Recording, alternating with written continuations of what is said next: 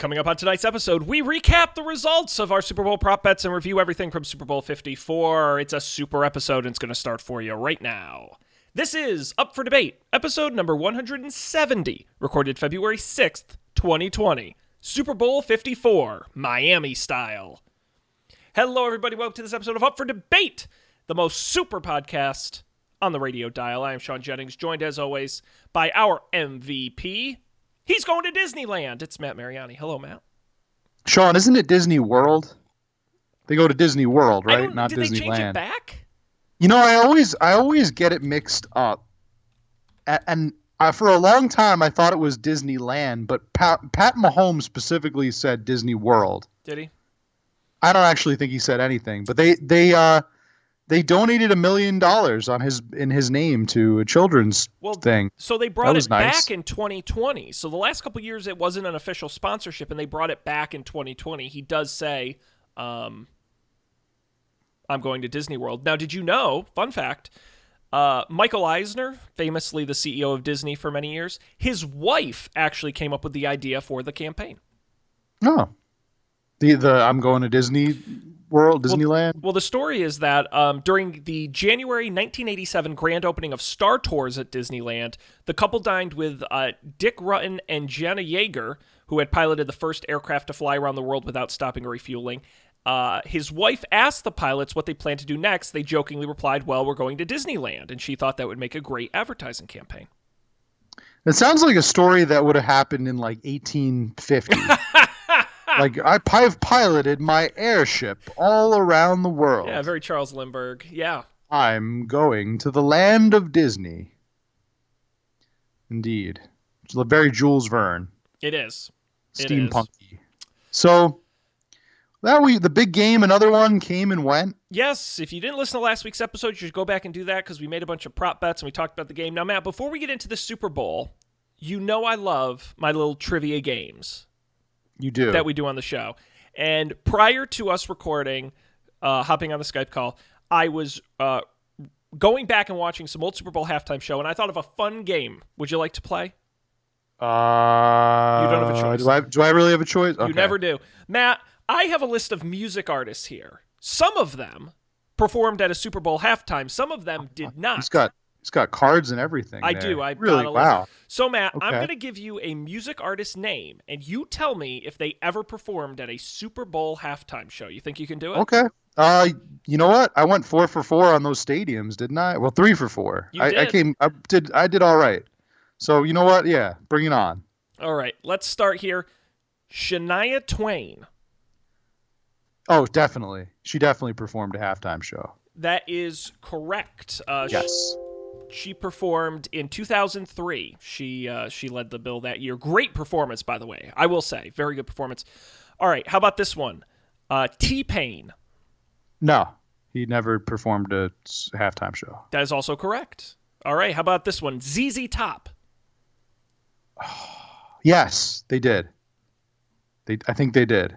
I'm gonna go with yes. That is also correct. They were part of the Blues Brothers Bash. They performed alongside the Blues Brothers. All right. How about Sting? Oh, wow. This might be the one that gets me. This might be the one that gets me because I have to really think about if this was a halftime show in like reality or one that I imagined happened and never actually did. I'm going to say no. I'm going to say he didn't. That is incorrect. He performed with Shania Twain in 2003 along with No Doubt. What? Very odd mix-up. Yeah, it was wow. weird. Okay. All right. He did message in a bottle. All right. How about the Backstreet Boys? No, they didn't. NSYNC did. That's correct. Very yes. good. How about Elton John? He seems like he probably should have, but I don't think he ever did. I'm going to say no. That is correct. Mm-hmm. Phil Collins. Also someone who really seems like he should have performed, but I don't think he ever did. That is incorrect. Ah. Phil Collins did play. He played at the 2001 as part of Disney's Tapestry of Nations, where he performed Two Worlds from the Tarzan soundtrack. Oh, come on. That doesn't count. Two worlds, one family. Are you kidding me? He performed one song, arguably the weakest song off the Tarzan soundtrack, by the way. Great soundtrack. Really great. I have it in my car. I love it.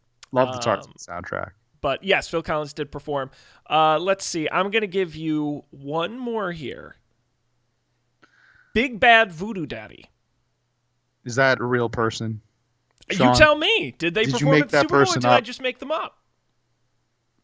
Is this like a ventriloquist act or something? Like, that is something I would believe. Like in 1976 at the Super Bowl halftime show, they had a ventriloquist, the Big Bad Voodoo Daddy. You know what? A lot of the Super Bowls have been held in New Orleans. Yeah. I think Miami, I think, just tied the record with New Orleans for most Super Bowls held. Mm-hmm. So I'm going to say, yeah, sure. Why not? He was somebody that was there. This would have been better if you knew who Big Bad Voodoo Daddy was. They were a swing revival band. Remember when swing was big again in the 90s with like the Brian Setzer Orchestra, Jump, Jive, and Wail? Nope. The Cherry Poppin' Daddies. You don't remember that? I think you're making all of this up. So in 1999 at the Super Bowl halftime, it was Gloria Estefan, Stevie Wonder, and special guest Big Bad Voodoo Daddy, who played swing music. Swing music. Yeah. That is you can look it up. I recommend you watch it. Sean, all I remember about 90s music is that it started with Kurt Cobain and it ended with NSYNC. Big Bad Voodoo Daddy. Yes. And I guess somewhere in the middle, people experienced a swing revival. Okay. There absolutely was here we go. The swing revival, also called retro swing or neo swing, was renewed interest in swing music beginning around 1989. It's a real thing. Okay. A Zoot Suit Riot. Remember Zoot Suit Riot? Nope. The song? I don't. I actually just learned what a Zoot Suit was for the first time. I think a couple years ago. I was watching Wet Hot American Summer. Great movie. There's a lot of Zoot Suit references to that. Anyway, Matt, you did very well. Congratulations. Thank you. Where's my prize? Just being my friend. Okay. All right. Matt, let's talk about this Super Bowl, shall we?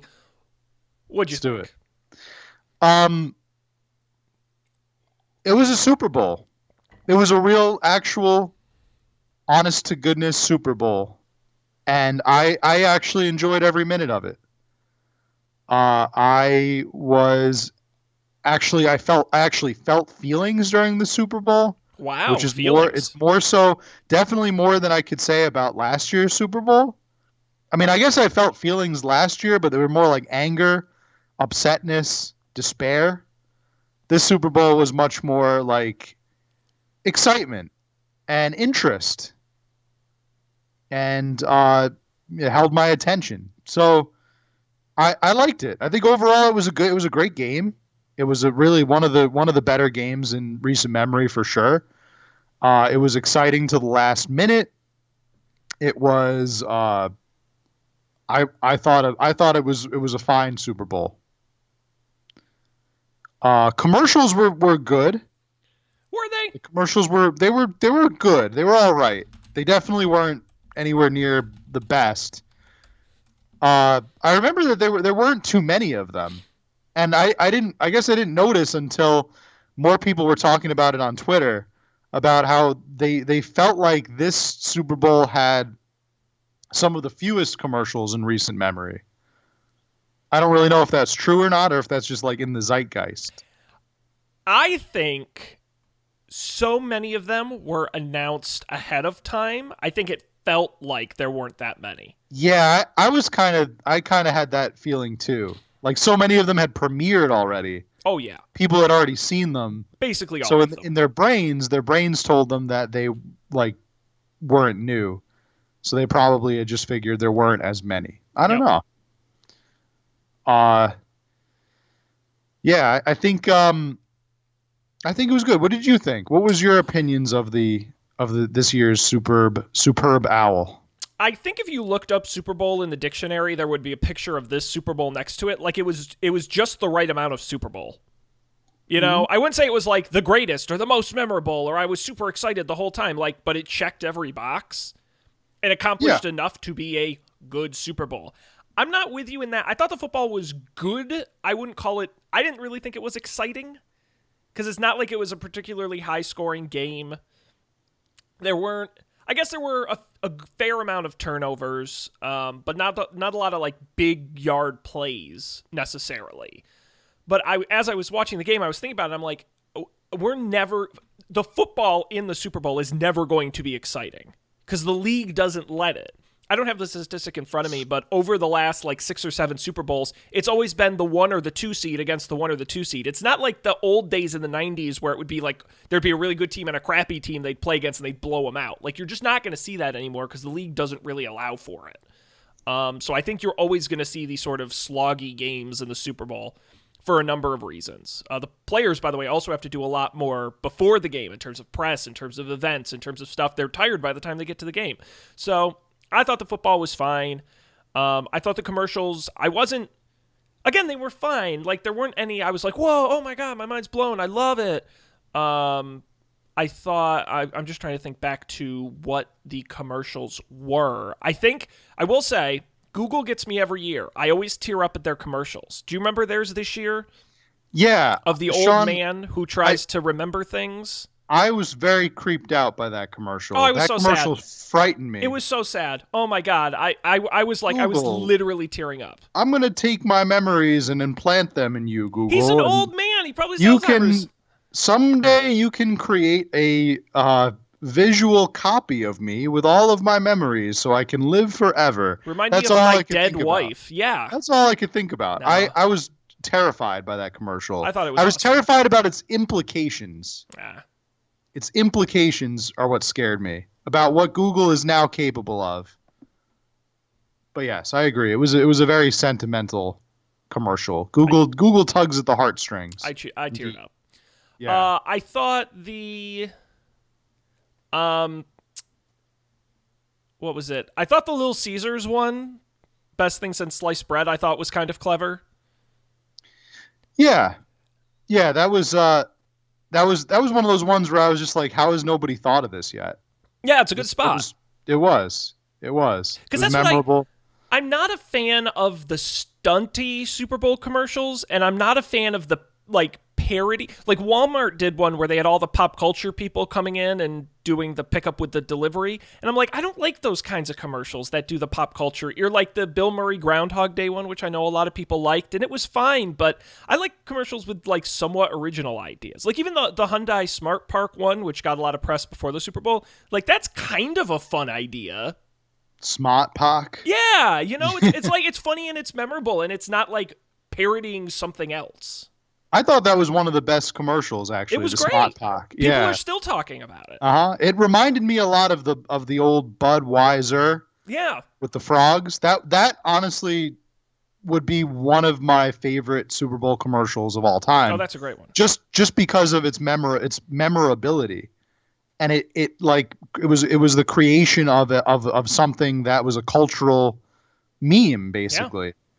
And I thought that was really cool. And it reminded me a lot of that, Kapak, because then people could just like say it to each other or whatever whenever they said, and it's brand recognition, right? Well, you're in marketing. It's like, I mean, people know who Hyundai is, but now everyone knows it has Smart Park, right? I mean, they got that name in people's heads. That's right. People are at the water cooler and they're saying Smart Park to each other. Yep. And yeah, that was good. I don't know, Sean. I don't know how to feel about Baby Mr. Peanut. Oh, controversy. I'm extremely conflicted about it. It became very controversial due to the tragic events, I think, surrounding Kobe Bryant, right? Yes. Although I will say it's pretty stupid because like it's sort of like having a commercial based around like mass shootings where it's like one will happen before you air it. Like you should not. It was really maybe like something was going to happen. They probably shouldn't have hedged their bets on like, let's make our beloved character die in a tragic accident. Yeah. That's not going to come back and bite us in any way. No, and it's like there's no way. If your whole thing was you wanted the baby nut, like you could have done it without killing Mr. Peanut. Yeah, That was so unnecessary. it went to like new extremes. Like maybe Mr. Peanut could have had a wife and they could have had a baby. He adopts a baby Peanut. shows Whatever, up on his adopts a baby. doorstep. I don't Sure. know. Or maybe produces one through budding or something. Just like what baby just grows from him. I don't know. I don't know how peanuts work, but surely you didn't have to kill him in a tragic accident. That was way Bizarre. You're asking for problems when things like that happen, and there was tons of controversy. Also, why do you eat their peanuts? Are people all of a sudden just not eating enough peanuts, or are they going to other brands outside of Mr. Peanut and he's worried about getting them all back? It's one of those funny things. It's sort of like I love every year in the Super Bowl, Avocados from Mexico runs a spot, and I'm like, do we need commercials for avocados? But it is that weird marketing thing where it's like, sadly, you do have to advertise everything to some degree. But at the Super Bowl? It's a lot of people watching. Yeah, I guess if you're not going to run commercials all year, it's like the one time where you can save up and buy a big spot, right? Right. If they ran this, in March, would we be talking about it? Maybe, because it's crazy, but... Yeah, it's pretty ludicrous. Well, my least favorite one was did you see the Jason Momoa mortgage one? Yeah, with the muscles. That was weird and creepy, and I did not care for it. It was very upsetting, like, visually to watch. Yeah.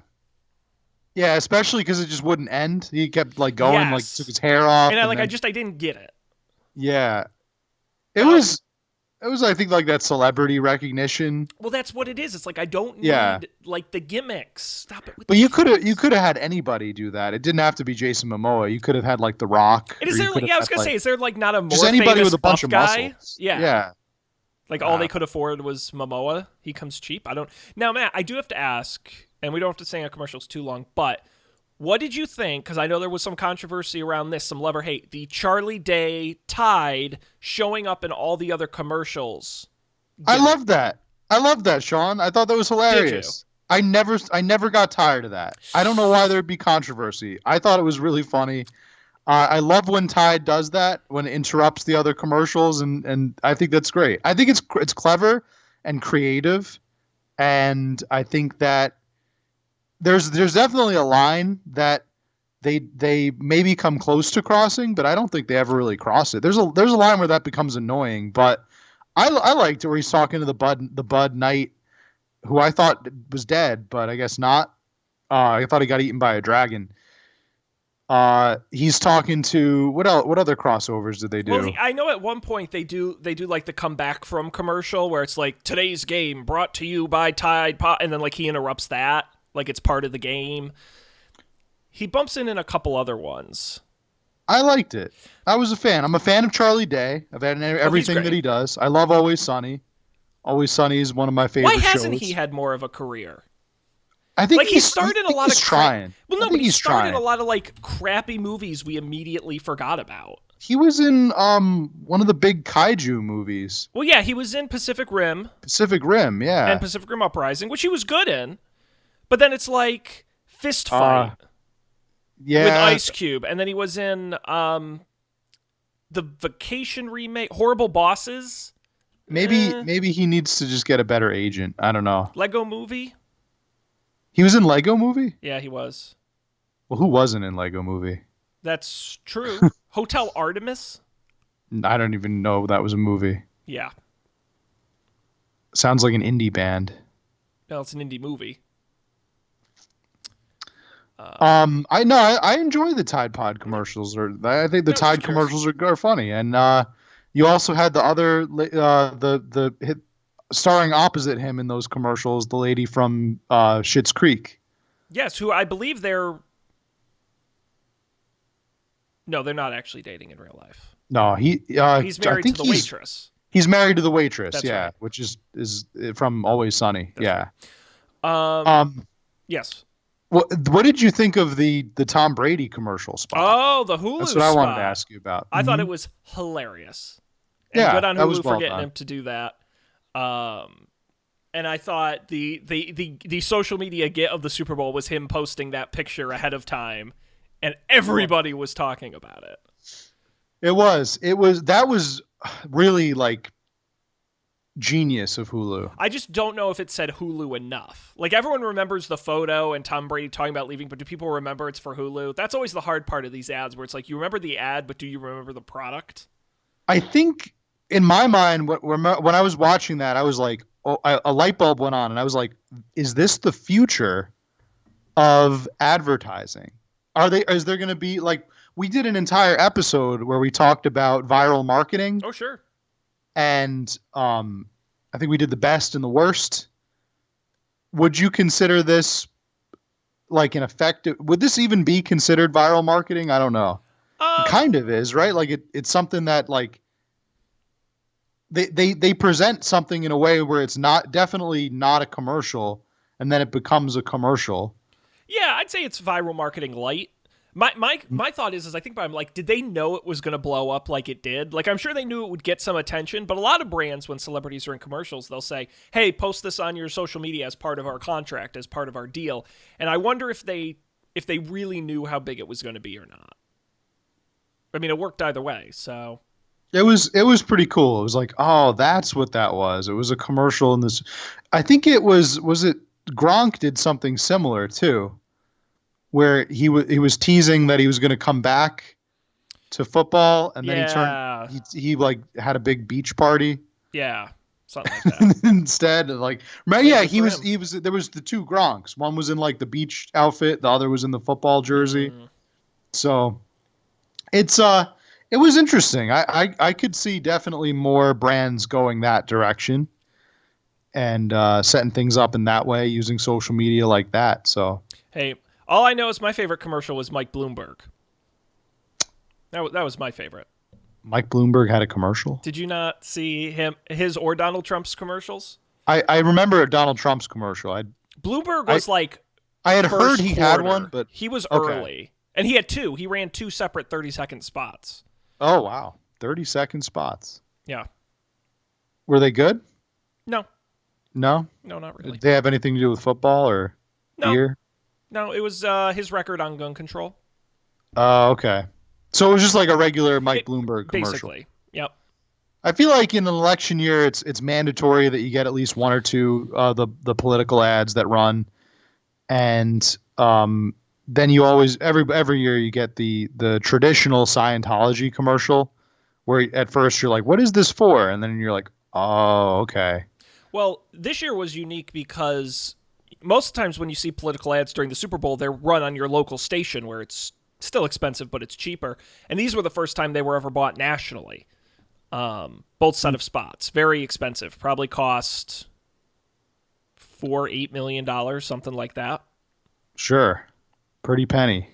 Yeah. Oh, another fun Super Bowl ad tradition is you always get the PETA ad that is not aired. Yes, exactly. And the one they rejected. The one they reject the PETA ad, and then they want you to go to their website and watch some kind of like horrific video of you read about this chicken being tortured or something. No, I didn't. Apparently, I'm assuming it's going to be something horrible. Like, I didn't see it, but I read about it, and apparently it's animals. They play the national anthem, and then animals take a knee for animal rights, like Colin Kaepernick. Oh, that's not that bad. But it's not also that graphic. It's also kind of lame.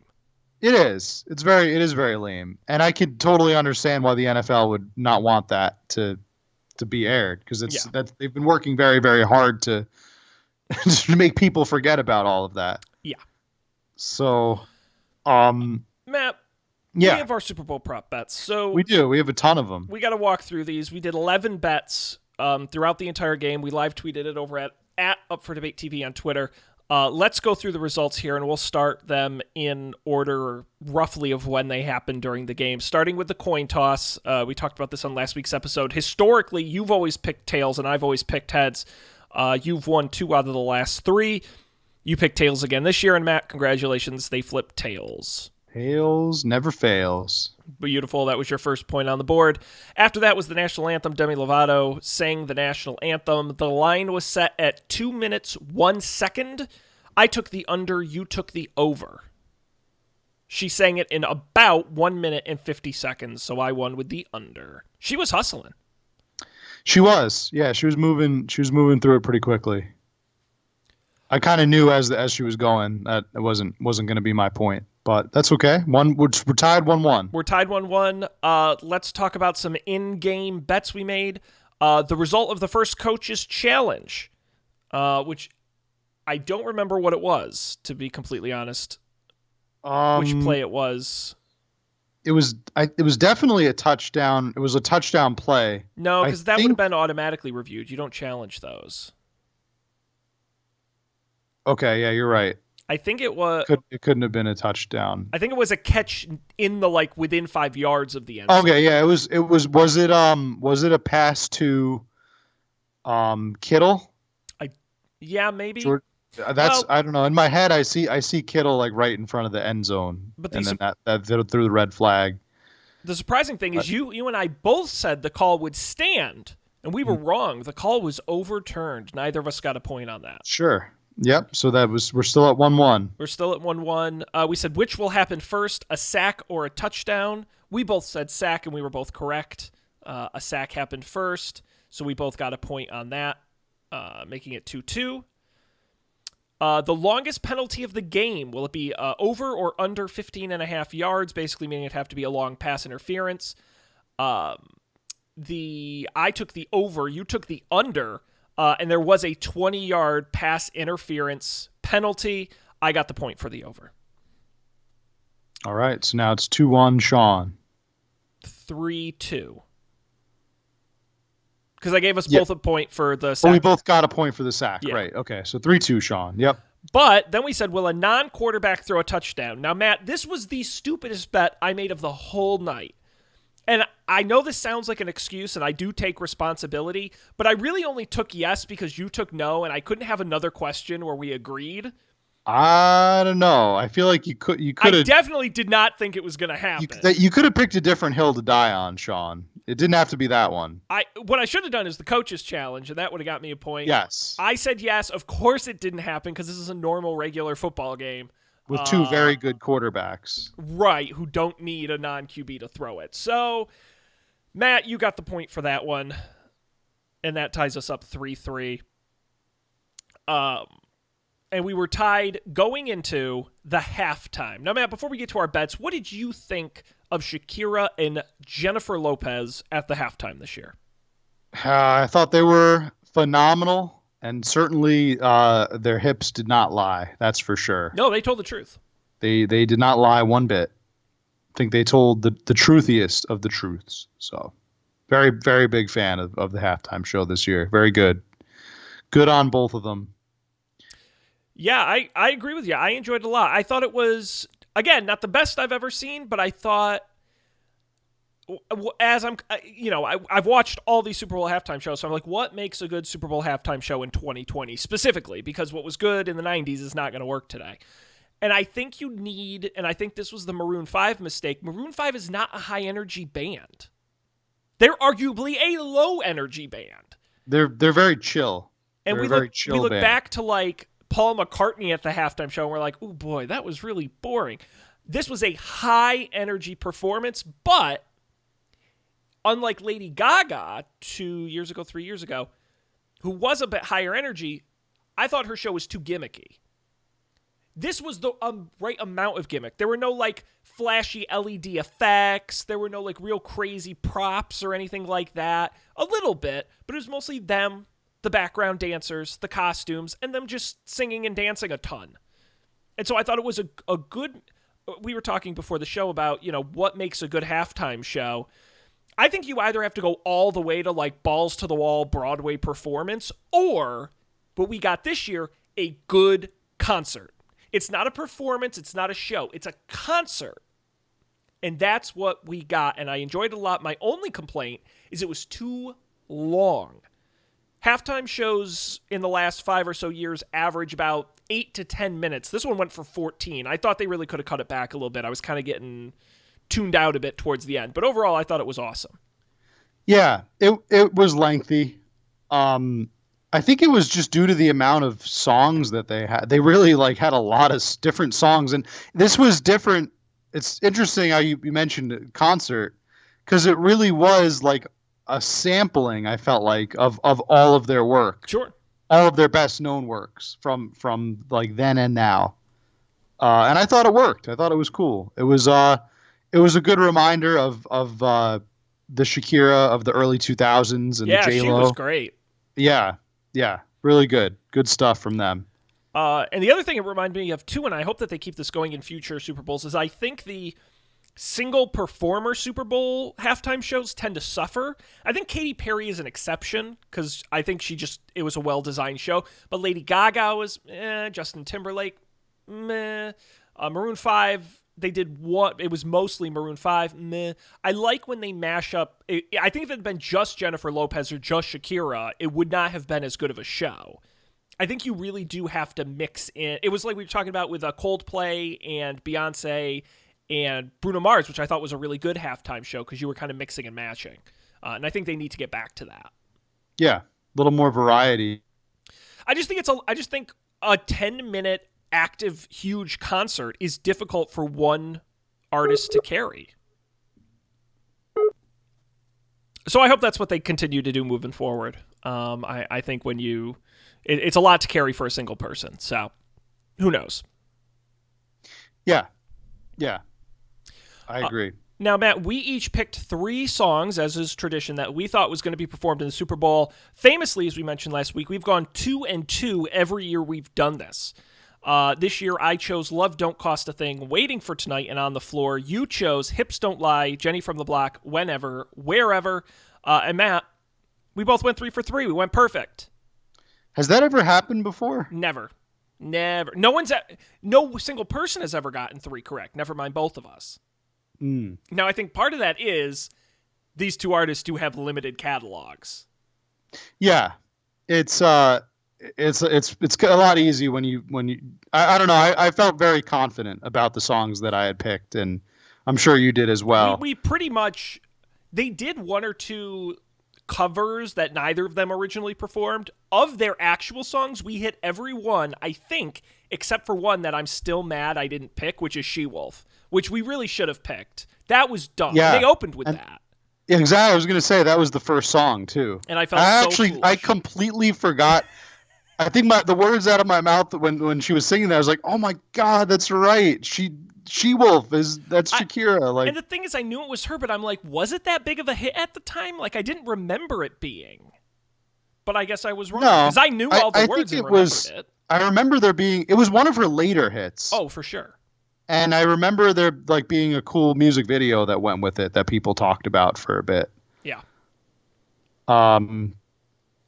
Yeah. The other one was I think I tweeted about this was they would before they would cut to every commercial in the pregame show, they had J-Lo doing "Let's Get Loud," which I didn't even know was J-Lo. I didn't either. I was like, oh, that was probably a really obvious one if you're trying to hype the crowd at a Super Bowl halftime show. It's like that's the song that you play. So, which, by the way, a great moment in the show where she was singing with her. A lot of people didn't know this. I didn't either till I read it. But that was her daughter she was singing with when the kids came out and going into "Let's Get Loud." I thought that was awesome. When they came out of the cages. Yes. Light up cages. Matt, we both got 3 points on that. That ties us up 6-6. Mm-hmm. As we approach the end of the game, one of our most famous bets, the color of the Gatorade dumped on the coach. We went back and forth on this for a while. We've hit it before sometimes. I chose purple. You chose blue.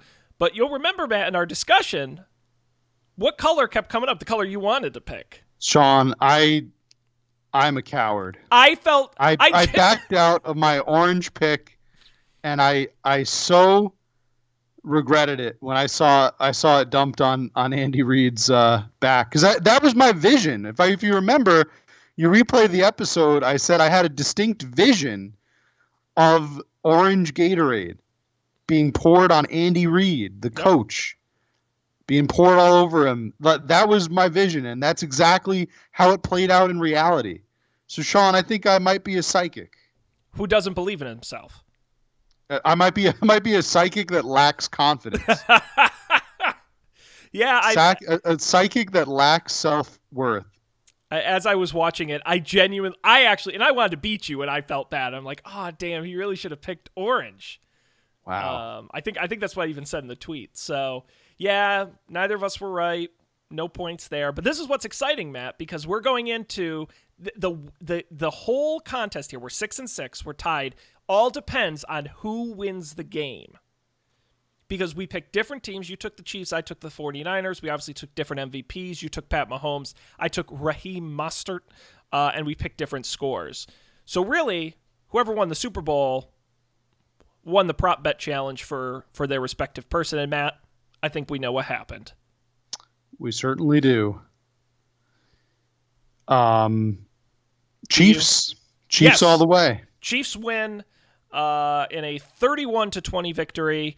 Patrick Mahomes named the Super Bowl MVP. He's going to Disney World. And Matt, you picked the Chiefs. You picked Pat Mahomes. And we've got to decide right now whether or not we give you credit because the final score was 31-20. You chose 28-20 as your score prediction, which is a margin of 3 points. Close enough for a point? No, I don't think so. Oh, I was going to give it to you. I'm going to deny myself the point because I didn't get the score. It was close, sure, but... Well, but I hang on, though, because I want to point out that back in 2017, the famous overtime Super Bowl, I predicted a score of 35-29. The final, 34-28. Each was off by 1, and we gave me the point. So it doesn't have to be exact for you. But I think your margin of error was a lot closer than mine. Like 3 points is wider than 1 and 1. You picked the losing score exactly.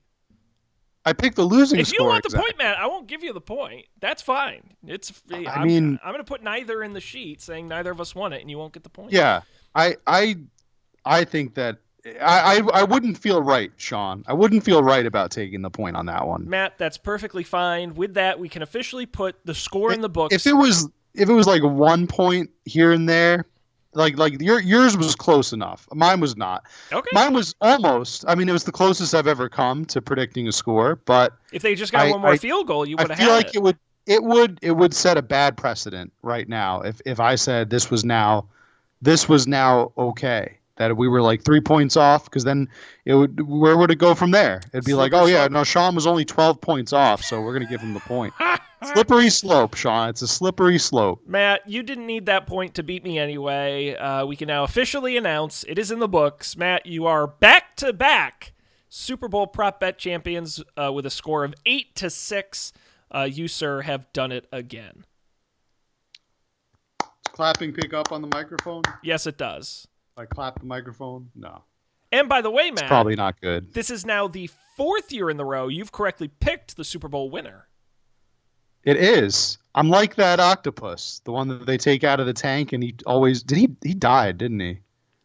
Yeah, but there's always another one. They always replace him. There's always another one. Did you hear about the hippopotamus they got this year? Oh, did they get one? So apparently there was a hippopotamus at the zoo that was supposed to pick. You can watch the video online. It's pretty funny. He was supposed to pick the winning team. He had 2 large, I think, sandbags, one with either team's logo on it. And he went over to the 49ers, or no, he went over to the Chiefs bag and he vomited on it. Oh, so what does that mean? Is that good or bad? I think they took it. The reports that I was watching took it as a bad omen, but I guess it turned out to be good. He knows. He had chosen that one. He was supposed to open it up and start eating the food out of it, but he vomited on it instead. So interesting. So they got the hippopotamus. I preferred the octopus. The octopus was a genius. I think that was clear. But tragically, I think he perished and is no more. So well, you're the new octopus, Matt. So I'm the new octopus. You got to keep the streak alive. My new title. So yeah, sure will. There's always next year. And with that, the Super Bowl is officially over. The torch is extinguished. Now, Matt, before we move off the Super Bowl, I do have to ask you. Roger Goodell goes back into his cave and he hides for another 7 months. He hibernates for the summer. And he gathers more and more power until next year. So now, Matt, do you have any predictions about who will be in the Super Bowl next year? Any teams you want to shout out? Sure. Just for fun, I'm going to go ahead and say that next year's Super Bowl will feature the Baltimore Ravens, Okay. and they will be up against their NFC competitors, the Seattle Seahawks. Okay, I'm writing this down, Matt, because I'll forget. So it's in the spreadsheet for next year. Ravens Seahawks. Ravens Seahawks. The Battle of the Birds. Let's do it. Battle of the Birds. I think it'd be it'll be a show. Yes. Very nice. Stop me before I'm about to coward I'm about to coward my way out, and I'm afraid of my Seahawks pick.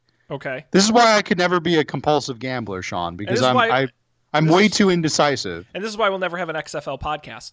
I think we could lock in the Ravens, but I don't know about the Seahawks bet. I might go Saints maybe. I might go Saints. I think that maybe they've kind of been like almost there for so long, and Drew Brees has got to get one more.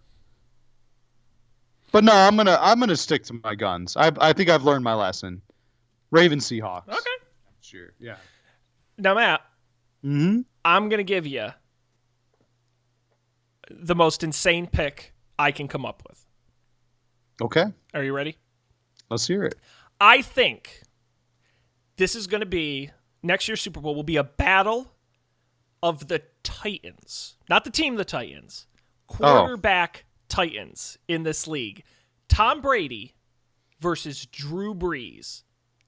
However, it's going to be the Tom Brady-led San Francisco 49ers against the Drew Brees-led New England Patriots. Whoa. Mind blown. I like that. There you go. I like that a lot. Tom Brady playing for his hometown team, San Francisco 49ers. And Drew Brees looking to get another ring going to New England. Wow. You may have something there. Matt, if I'm right and that happens, I will go out and buy 100 lottery tickets because I think if you're right and that happens, Sean, I think we should go to the game. I think we should go to the Super Bowl. I think we should get tickets for it because that's something that you could tell like everybody. Matt, I will make you a deal. Crazy. And this is recorded, this is archived, so you say it's true. If my prediction proves accurate, I will pay to take you and I to the Super Bowl. You heard it here first, Mark folks. It's on there. Where is it next year? Is it? I think it's in Tampa. Again. Yeah, it's in Tampa Bay. Yeah, we're going to Tampa. There you go. We're going to Tampa. Breeze with the 49ers. No, Breeze with the Patriots. Breeze with the Patriots. Brady. Yes. They're going to need somebody after Breeze leaves. Wow. Yep. So what happens to Jimmy then? Jimmy G he's gonna play second fiddle again?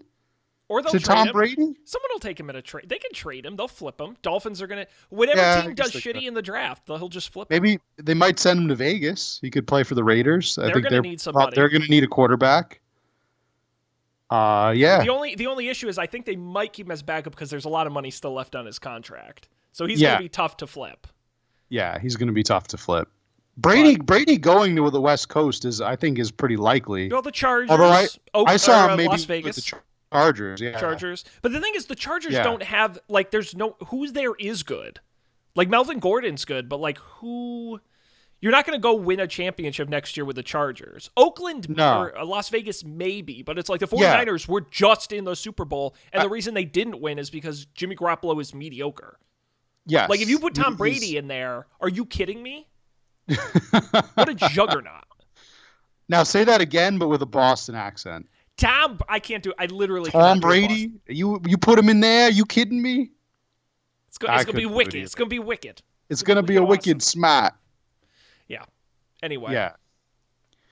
So my dumb as hell predictions. So that's it. I think that's a great prediction. I think it's much more exciting and bold than my prediction is kind of like typical. I like yours. Russell Wilson was almost the MVP. Lamar Jackson was the MVP. So it's gonna. But by the way, I think the Seahawks have a better chance than the Saints because I think the Saints are cursed. Oh yeah, I think that's pretty evident. And some insane thing's gonna happen where they're not gonna win. I think they've got some kind of voodoo curse attached to them. Oh, for sure. They pissed off some bog witch somewhere. I could see that. So that's it. That's our Super Bowl prop bets 2019-2020. Another the season's Super Bowl. Officially over. It's in the books. But Sean, football is not yet over. Is that the XFL theme song I hear? XFL has a theme song? They do. They had that. I played it in each of the XFL episodes, and I'm trying to remember how it goes. It was very not good. I cannot think of how it goes. It's very not good. So football, Matt. Yeah. Football may not be over, but the NFL is over. We've got the XFL on the horizon. The XFL. That's right. It's Smash Mouth football. The players are out here playing for their football. love of the game. That's right. They're in it for the love of the game. Matt. Jesse the Body Ventura. Governor Jesse the Body Ventura. Governor the Body. Governor the Body.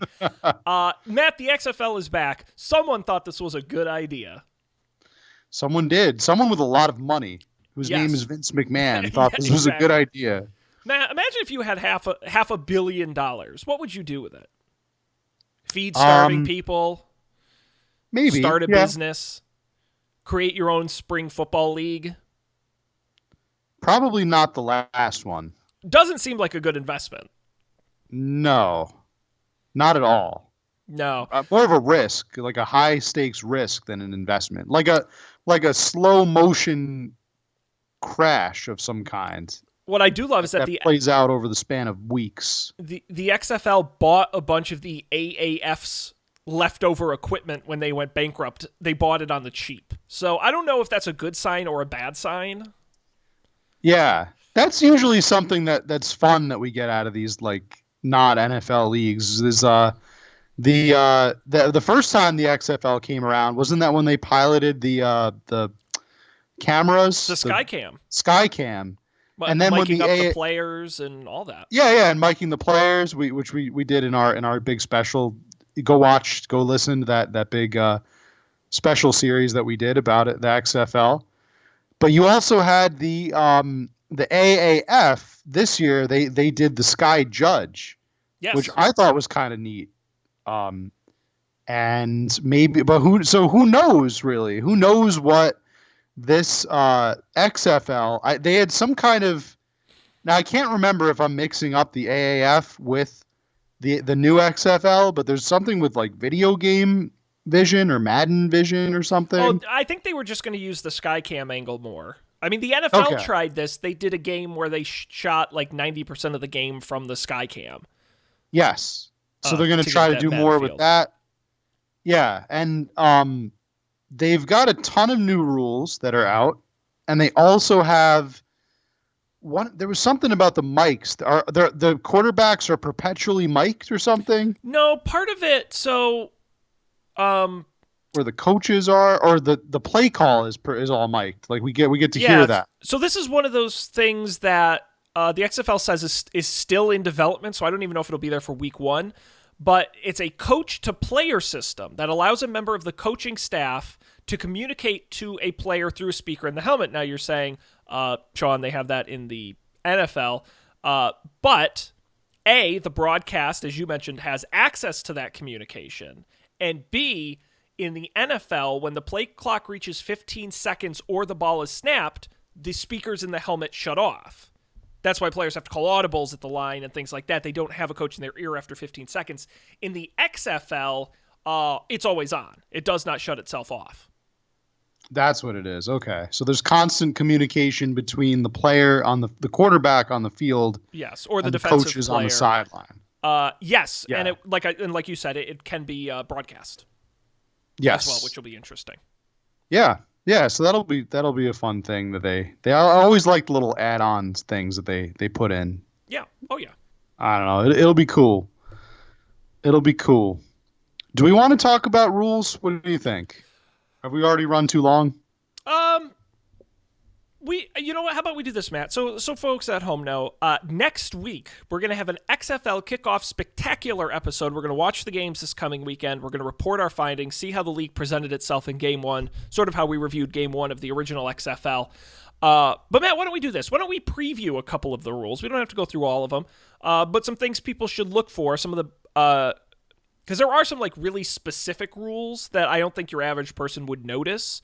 But I do think there are some of these that are really important to how the game is played. So maybe we can preview a couple of them so people know what they're getting into. Yeah. The cat's trying to lick my eyeball and then rub against my face. And, yeah, I love you too. So why don't we start with this, Matt? In no particular order, I want to talk about some of the offensive innovations coming to the XFL, starting with the point after touchdown. Because in the XFL, there are no extra point kicks. They've done no kicking plays after a touchdown is scored. The way it works is you have 3 options to pick up extra points after a touchdown.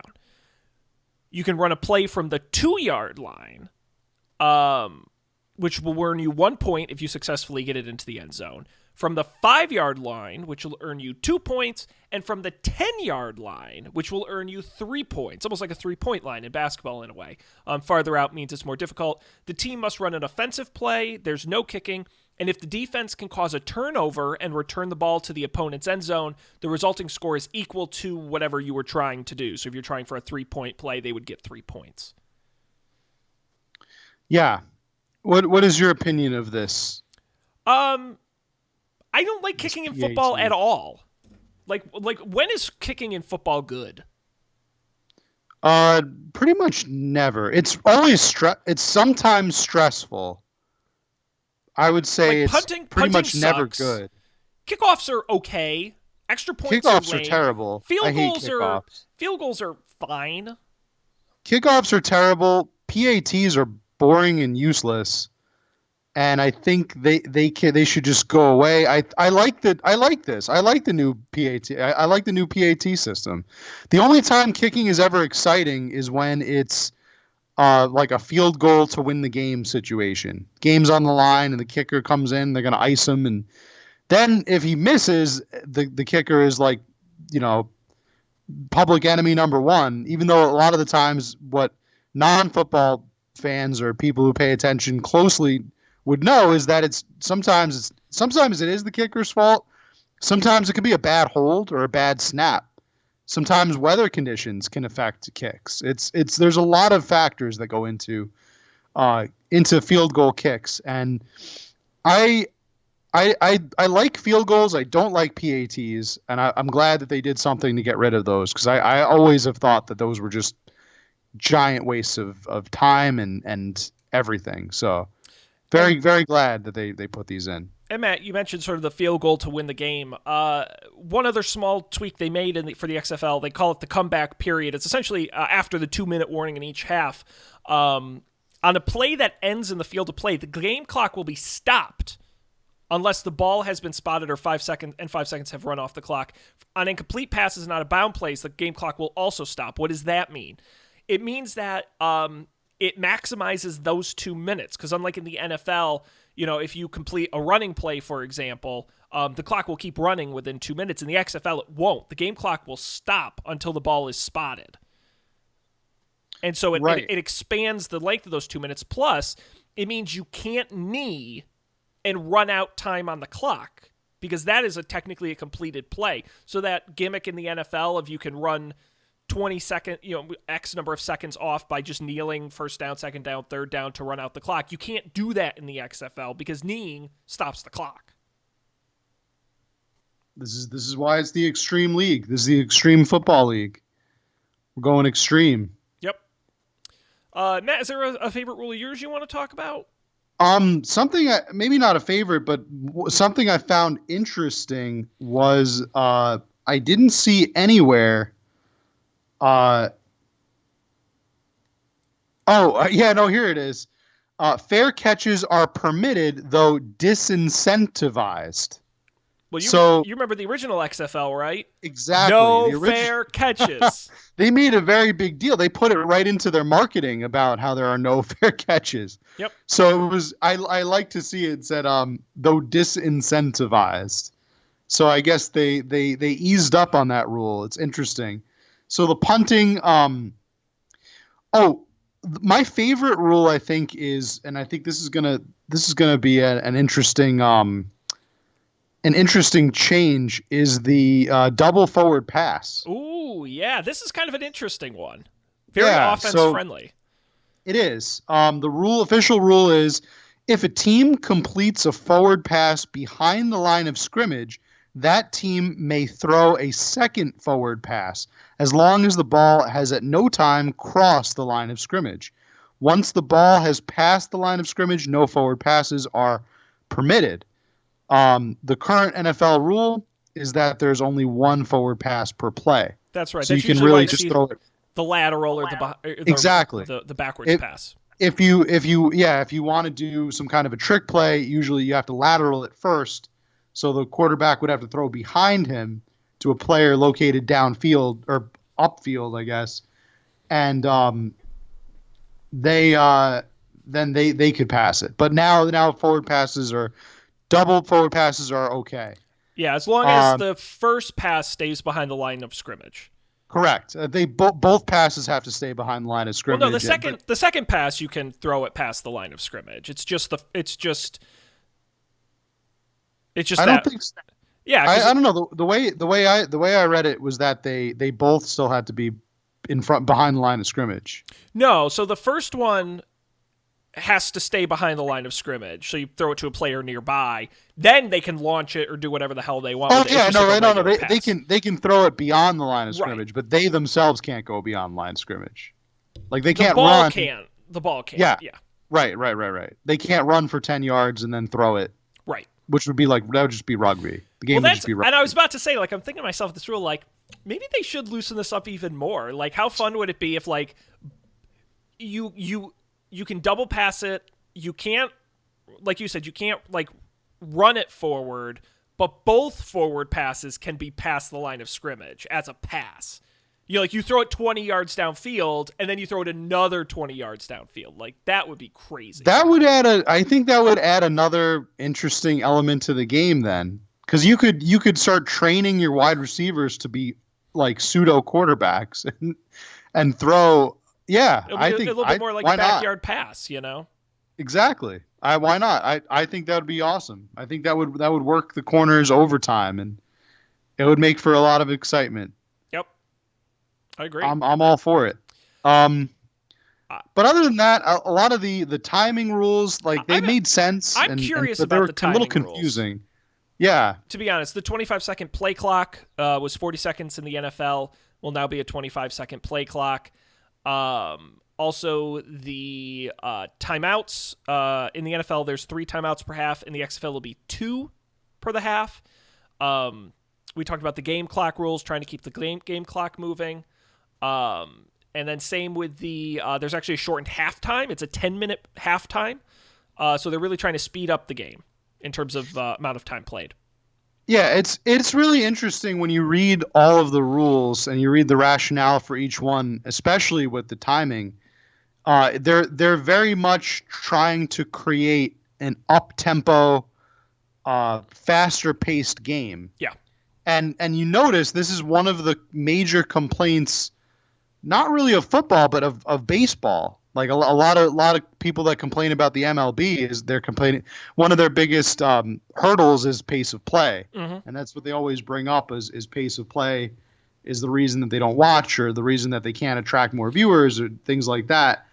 And I never really saw that, I guess, as an issue facing the NFL, but I guess the XFL is trying to create that. I guess it's a way that they're trying to stand out from the NFL is by being a faster paced league. Whereas I guess the original offshoot of the first time they tried this, their first go around, their big push was we are the unsafe NFL. We're the NFL that's unsafe. The NFL that people could get real hurt in this game. And I think they're going away from that. I mean, purely because you're seeing a lot of the, like, I guess more grisly injuries that are happening, and parents won't let their kids play football anymore at a increasing rate. I think a lot of it had to do with the concussions and things like that. So XFL is smartly, I'm saying they're smartly steering the ship away from let's make the game more dangerous to let's make the game faster and more fun. My favorite rule probably, and it's one unfortunately I don't think we're going to get to see very often, is the new overtime rules, which if there's any rule in the XFL book that I think the NFL should take a serious look at, it's, for me, the point after touchdown and the overtime. Because in the XFL, overtime is actually, it's a shootout and it's rounds, so you don't have to go the length of the field and score a touchdown or anything like that. There are 5 rounds, alternating single-play possessions. It's similar to college, not exactly. Each possession starts at the opponent's 5-yard line, and the offensive team has 1 play to score. The team with more points after 5 rounds is the winner. It's pretty simple.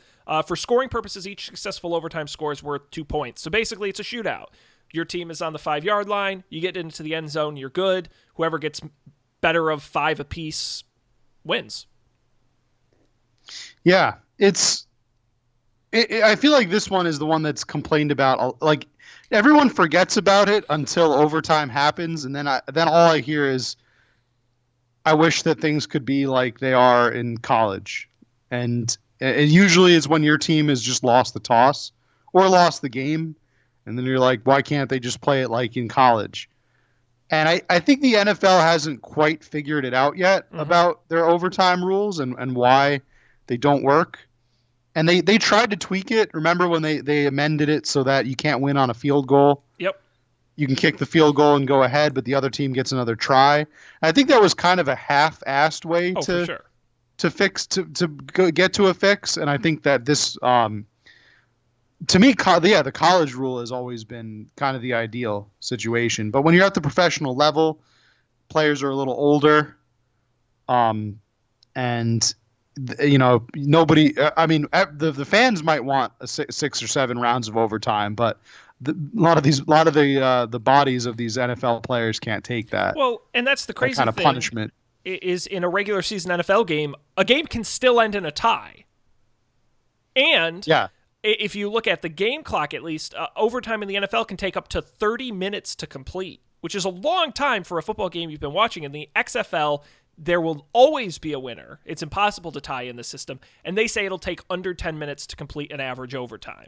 So you're cutting down the time. Both teams are going to get a shot at the end zone to play.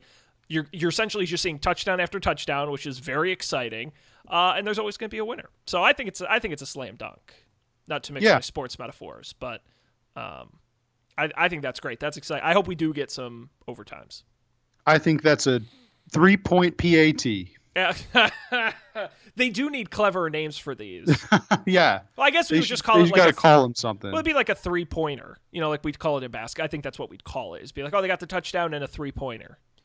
Trip PD. Trip D. I don't know. I'll workshop that. I'll workshop that. Yeah. The coaches challenge kind of confused me too, because they say that they're not, coaches cannot challenge, right? Is the new thing? Yes. But there are exceptions to it. So the XFL will have no coaches challenges, and all plays will be subject to review from the replay official, who will be stationed in a booth above the field. Okay, so the reviewable plays are all plays that only the official can review, not the coaches. And they talk about the ways that they can review it. Yeah, the coaches can't review anything. So coaches review has gone completely out the window. Correct. Yes, and it's expected that anything that comes up will go up to the booth. And their rationale is very good. It says replay review in football officiating is paramount, Sean, to how fans view this game. To get the play right is of the utmost importance to the XFL, and our goal is to provide quality reviews at the right times and in a timely fashion. By eliminating, take a shot every time you hear time or timely or tempo, by eliminating coaches' challenges, we don't rely on the teams to fix miscues by the officials, and by only allowing common sense to be applied to officiating, we put the fans first instead of the process. Well, what's interesting to me about this rule, and they even say the list of reviewable plays is the same as what the NFL uses, which is fine. But that means that things like flags, penalties, are basically, or at least the origination of a penalty is not reviewable. How it's enforced, the spot of the foul, things like that are. But there are exceptions to the replay rules. One being that an official may correct obvious errors involving player safety at any point throughout the game, which is a very vague sentence. But essentially, if there's a helmet-to-helmet hit that doesn't get called on the field, the replay official, it sounds to me like, can initiate a penalty for something like that, for a foulable, penaltyable, well, I don't know what the word I'm looking for, hit that isn't called on the field. That is one case where they are able to call it from the booth. The other exception being that the replay official may correct any egregious, obvious error that may have a significant impact on the outcome of the game in the last 5 minutes of the fourth quarter during overtime. Again, that's very vague, but does that mean, like in the famous Rams-Saints game, can the replay official call pass interference when it wasn't called on the field? Something the NFL, even with a replay official, would not allow today. That's my question, is these two exceptions is how vague they are. Yeah, those are probably the two I would pick out are kind of the most weirdly worded of the new rules. What did you think of the kickoff rule? It was one of those things I didn't really understand fully because it's very complex. They essentially say they increase the opportunities for touchbacks. The kicker kicks from the 30-yard line, must kick it between the opponent's 20-yard line and the end zone. But the teams line up, and how does this work? Players can move when the ball is touched by the returner or 3 seconds after the ball touches the ground. So the players aren't moving until the ball hits the ground or is caught by the returner.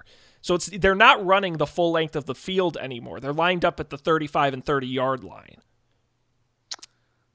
So kickoffs are one of the things that I've wanted the NFL to fix the most over the years. I've had the biggest problem with kickoffs, I think, over everything else in the game, except maybe extra point kicks. But the kickoff to me has become so useless, and it leads to a lot of injuries. Yes, it's led to a lot of injuries, a lot of players like being tired out or exhausted, and ultimately really at a professional level, like a team should usually get to like the 20 or 30-yard line every time. So I was kind of in the favor of, at first, of just doing away with the kickoff and just having the opposing team start at their own 20 or 25 just to call it like even. But it's an interesting rule. It's very convoluted. And you could tell somebody put they workshopped this to death. Oh, yeah. I think they workshopped this rule to death, and there's a lot of meticulous just rules in place, which is very unlike the XFL. The rationale is to eliminate safety issues with kickoffs. Yeah, no running start. The players are just 5 yards apart. Increase in touchbacks naturally leads to fewer returns, which means fewer meaningful plays. The XFL's proposed rule change will encourage more kick returns while making the play less dangerous by eliminating the 30-yard sprint to collision. You think they learned this from their own mistakes? Do you think they learned this from the scramble? Yeah, I like to think so. Yeah, this seems like it might have been birthed from the scramble. But Yeah, I kind of like I guess I kind of understand. It's just a little confusing, and I'm sure when we watch it, I really like the onside kick rule.